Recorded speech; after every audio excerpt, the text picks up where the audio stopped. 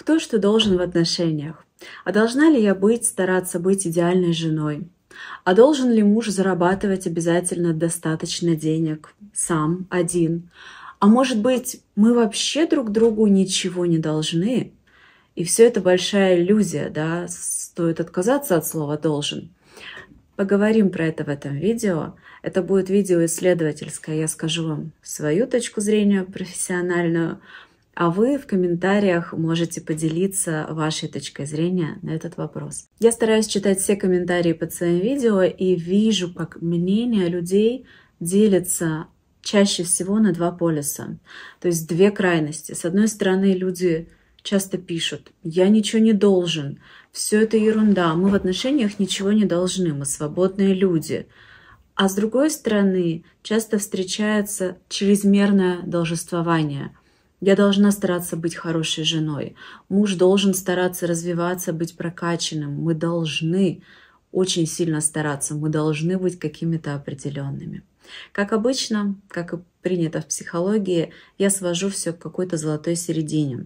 С одной стороны, действительно, с точки зрения развития человека через науку психологию, мы ничего не должны в этом мире, кроме того, что сами себе должны постараться быть счастливыми. То есть единственный наш долг — это, не считая там долга перед детьми, да, вот долга про себя и других взрослых, я должна постараться сделать себя счастливыми.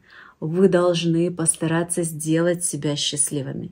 С точки зрения психологии как науки, это единственный ваш долг. Но теперь мы отойдем немножко шире. Вот это такой центр, ядро, что я должен, да, а что рядом с этим? Если вам для того, чтобы чувствовать себя счастливым, хочется иметь хорошие гармоничные отношения, хочется иметь партнера и испытывать с ним не одиночество, не конфликты, проблемы сплошные, а тепло, человеческое тепло, то тогда причинно-следственная связь. Для того, чтобы я должен, да, себе, для того, чтобы я стал счастливым, мне нужны эти хорошие отношения, и тогда я должен постараться эти хорошие отношения себе организовать. А чтобы отношения с партнером были хорошими, теплыми, нужно на самом деле делать простое действие. Учитывать чувства вашего партнера.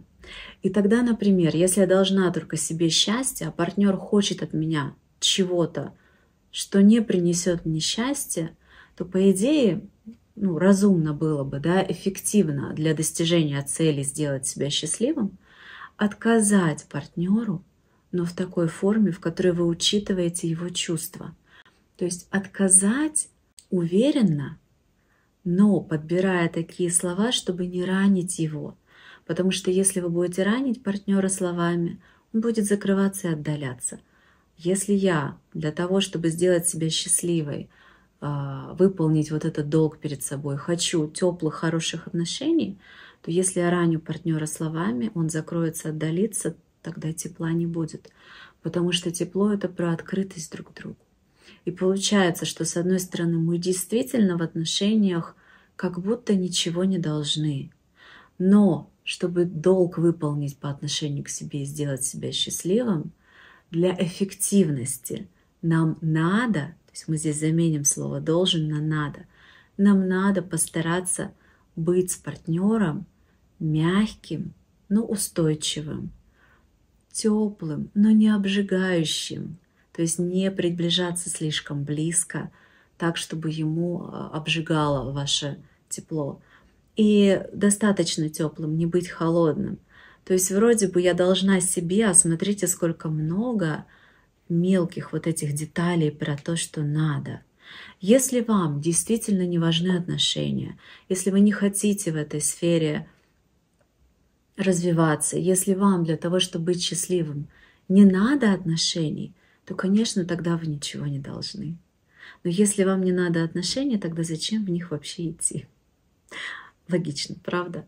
Если это видео вам понравилось, поставьте лайк. Пишите свои мысли. Это видео исследовательское. Я поделилась с вами своей точкой зрения. Вы, пожалуйста, делитесь внизу в комментариях, что вы думаете по этому поводу. Из каких мыслей своих вы строили отношения. Подписывайтесь на канал, ставьте лайк и до встречи в следующих видео.